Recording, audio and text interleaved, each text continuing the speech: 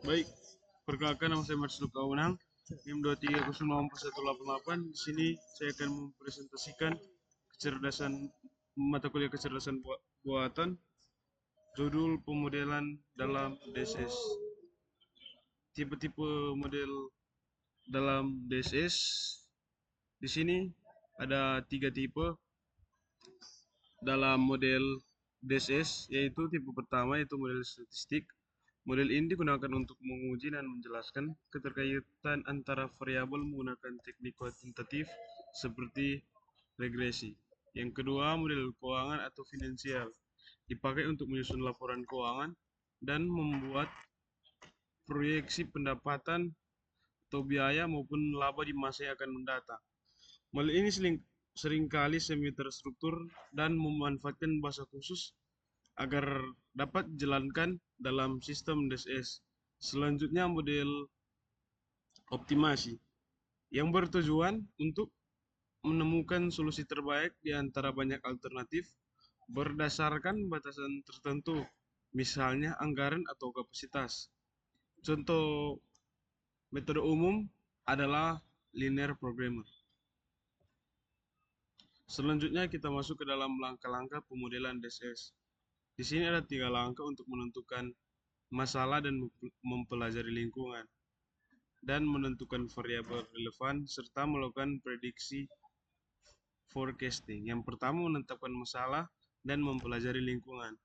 Identifikasi inti persoalan serta faktor-faktor lingkungan internal dan eksternal, termasuk budaya organisasi dan pemangku keputusan. Yang kedua, menentukan variabel relevan.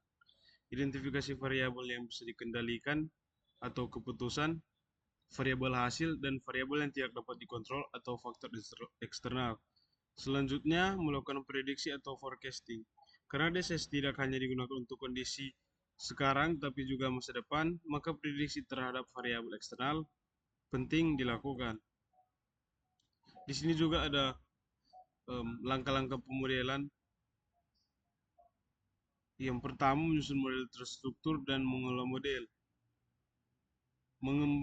Membangun model matematis, algoritmik, simulatif, dan heuristik berdasarkan variabel yang telah ditentukan, serta mengelola model, yaitu menyimpan, memperbarui, memvalidasi, dan menjaga agar model tetap digunakan kembali dan relevan. Selanjutnya kita masuk ke dalam analisis model, statistik versus dinamis. Yang pertama, analisis statis. Menangani suatu kondisi tunggal atau periode tetap dengan anggapan tidak ada perubahan signifikan selama periode tersebut. Yang kedua, analisis dinamis. Mempertimbangkan perubahan variabel dari waktu ke waktu. Model ini cocok untuk memahami tren dan dampak perubahan selama jangka waktu tertentu.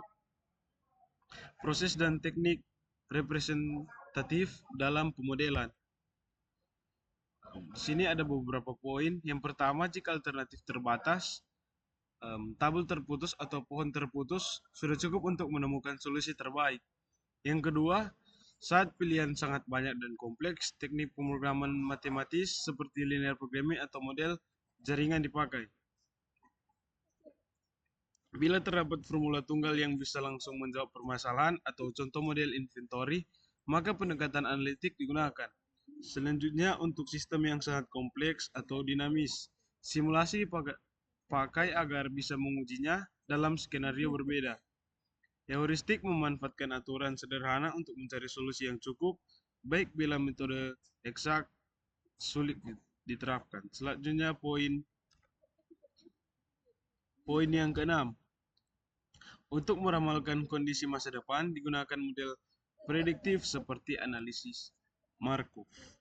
Selanjutnya, poin yang paling bawah, untuk mengganti skenario hipotetis, bagaimana jika digunakan model what if.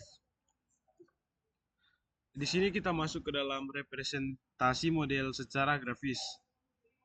Yang di sebelah kiri yaitu model bentuk kotak dan beserta keterangan.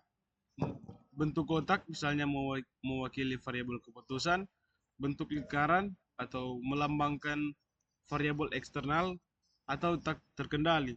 Selanjutnya bentuk oval menunjukkan variabel hasil atau output. Dan bentuk panah untuk menggambarkan hubungan sebab akibat antara variabel. Alat bantu pemodelan DSS. Tabel keputusan menyajikan berbagai alternatif dan hasilnya dalam format tabel agar mudah dibandingkan. Selanjutnya pohon keputusan. Pohon keputusan ini representasi grafis keputusan dan konsekuensinya mudah visualisasi berbagai kemungkinan. Pemrograman matematis digunakan untuk memilih cara terbaik mengalokasikan sumber daya agar menghasilkan output optimasi sesuai tujuan, misalnya memaksimalkan laba atau meminimalkan biaya. Kita masuk ke dalam kesimpulan. Model menjadi inti dari DSS karena mempresentasikan masalah nyata ke dalam bentuk yang bisa dianalisis. Model dapat bersifat statis maupun dinamis, serta cocok diterapkan dalam kondisi kepastian, risiko, maupun ketidakpastian.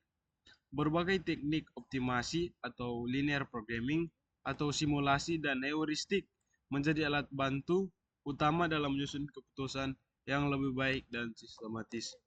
Sekian presentasi saya. Jika ada salah kata, mohon maaf. Terima kasih.